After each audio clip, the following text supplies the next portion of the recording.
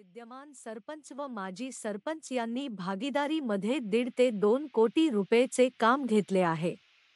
कुठल्याही प्रकारची रॉयल्टी न घेता मागील 2 दिवसापासून अवैध मुरुम चोरी चालू आहे.